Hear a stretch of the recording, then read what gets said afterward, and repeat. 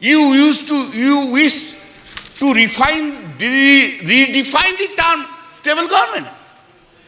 You are rewriting the term stable government. Fantastic procedure. आपने बोला था ना, अब की बार 400 पार बोला था, खेल शुरू हो गया था सर, खेला हो शुरू हुआ ना, खेल तो बहुत सा खेल है सर, चू कित कित भी खेल है, चू कित कित में चू धरा 400 में, कित कित कित कित कित कित कित कित कित कित कित कित कित कित कित कित कितना हुआ 240, वो गेम में भी हारा गया इधर। सर आपको, हम तो आपको ही देख रहे हैं, हम किसी को नहीं देख रहा। एक बार देखने से साइड से आपको ही देख सर, हम इसलिए आपको, आपसे ज्यादा स्मार्ट इधर कोई नहीं है, कोई जेंटलमैन नहीं है जो उनको छोड़ के आपको देखेंगे। गुड एक्टर्स भी आया लेकिन उनको नहीं देखता है, आपको ही देखता है सर, आपको सिर्फ आप ही है, आप अंदर में। Now said, people of this, remember your attitude towards opposition. You could not fulfill your promise, whatever you made in every field, either in मन की बात और in दिल की बात। मोदी जी का गारंटी है, लेकिन मोदी जी का गारंटी में वारंटी नहीं है sir. Public there is no warranty, guarantee है लेकिन वारंटी नहीं है। Sir, please keep in mind, I am addressing you, please keep in mind, sir, that NDA government, this NDA government got secured around 48.86% vote, including 8.3% in NDA. Total is 48.86%. And what is the India got? This India got blocked. This India got bloc secured 51.14% vote. Remember, sir. Sir, yes. Sir, there is a change. Of course, suddenly there is a change in the country itself. What the Honorable President of India has said. What has been done, you know. Change is this.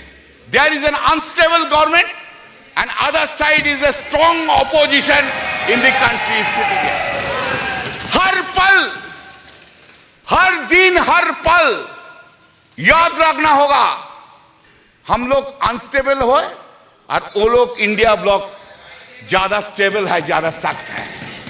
मेरा जो वक्तव्य हम रखेंगे इधर, जो हम बोलेंगे इधर, सिर्फ पार्लियामेंट में नहीं, पार्लियामेंट के बाहर भी लड़ाई चलेगा, पॉलिटिकल लड़ाई चलेगा और ज्यादा दिन नहीं रहेंगे।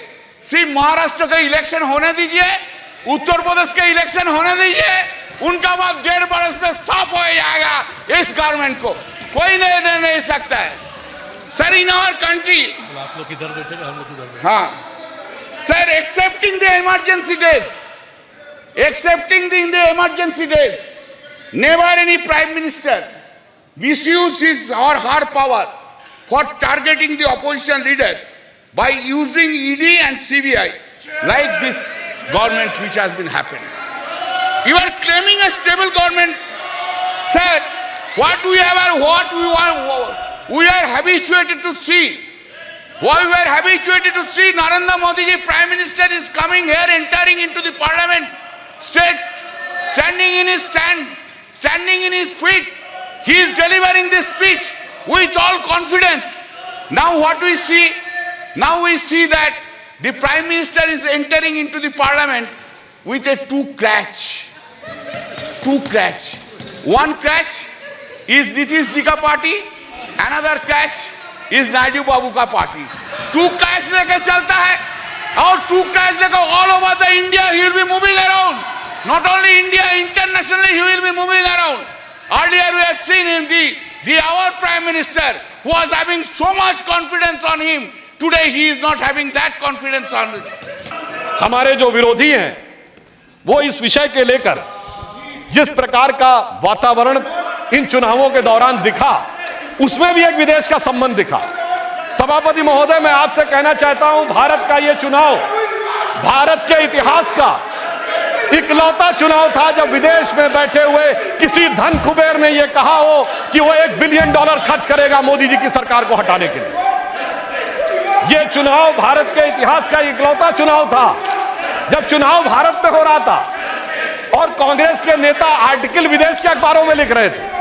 शशि थरूर जी ने बांग्लादेश के अखबार डेली स्टार में आर्टिकल लिखा, मोदी हैज टू गो।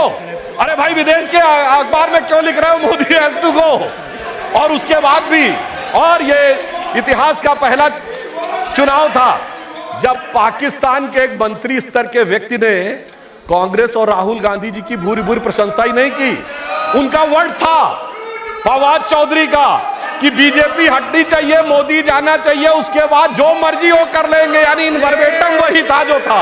अरे क्यों नहीं आपने बोला कि आप कौन होते हैं हमारे बारे में बोलने वाले? मैं याद दिलाना चाहता हूं, जब डॉक्टर मनमोहन सिंह प्रधानमंत्री थे और श्री नरेंद्र मोदी जी मुख्यमंत्री थे और उस समय पाकिस्तान के तत्कालीन प्रधानमंत्री नवाज शरीफ जी ने मनमोहन सिंह जी के बारे में आपत्तिजनक बात बोली थी, तो उस समय नरेंद्र मोदी जी ने दहाड़ कर कहा था, कौन होता है पाकिस्तान का व्यक्ति 120 करोड़ देशों के हमारे प्रधानमंत्री के बारे में बोलने वाला? मगर अफसोस आपके मुंह से एक शब्द नहीं निकला। इसलिए मैं कह रहा हूं, भारत का ये बदलाव एक बड़ा बदलाव हो रहा है।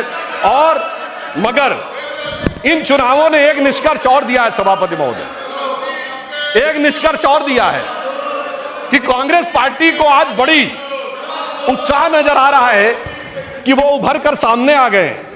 मगर महोदय, एक बात ध्यान देने योग्य है इस चुनाव में कि जहां हमारा और कांग्रेस का मुकाबला था वहां तो कांग्रेस कुछ नहीं कर पाई, अपने सहयोगियों के कंधे पे चढ़ के बहुत कुछ प्राप्त किया है। उत्तर प्रदेश में आज समाजवादी पार्टी और कांग्रेस एक साथ आए हैं, तो मैं सिर्फ इतना कहना चाहूंगा कि ये लोग जिस वोट बैंक के चक्कर में साथ साथ आए हैं वो एक के लिए बड़ा चिंता का सबब बनने वाला है। महोदय, ये कुछ हिंदी फिल्मों की पुरानी स्टोरी की तरह है कि पुराना आशिक लौट के आ रहा है। अगर वो पुराना इश्क जाग गया तो आप ये समझिए कि ये समाजवादी पार्टी के लिए बहुत बड़ी चुनौती होने वाली है, क्योंकि वो कहते हैं, सपा कहती है मेरा कारनामा तो देख, तो कांग्रेस कहती है मैं तेरा आशिक पुराना तो देख, तो उधर एक हैदराबादी हजरत है जो कहते हैं मेरा घराना तो देख। और इस ट्रायंगल से का एक नया स्वरूप इस चुनाव में उभरता हुआ नजर आया है। मैं एक विषय और कहना चाहूंगा, इस चुनाव में चुनावी प्रक्रिया को लेकर जिस प्रकार के आक्षेप आरोप लगाए गए, आज मैं अपेक्षा करूंगा कि कांग्रेस पार्टी के वरिष्ठ नेता इस बात के लिए माफी मांगे कि उन्होंने विदेश की धरती पर जा कहा था कि democracy in India has finished. उन्होंने ये कहा था कि जुडिशियल प्रोसेस समाप्त हो गया है। अब उसी डेमोक्रेसी के चलते हुए आपकी अनेक सरकारें बनी हैं और आप अपने को हार के भी जीत की बात कह रहे हैं। इसका अर्थ यह हो गया बहुत स्पष्ट रूप से कि अपने राजनीतिक नफे नुकसान के तराजू पर तौलकर आप देश की गरिमा को गिराने का प्रयास भविष्य में न करें।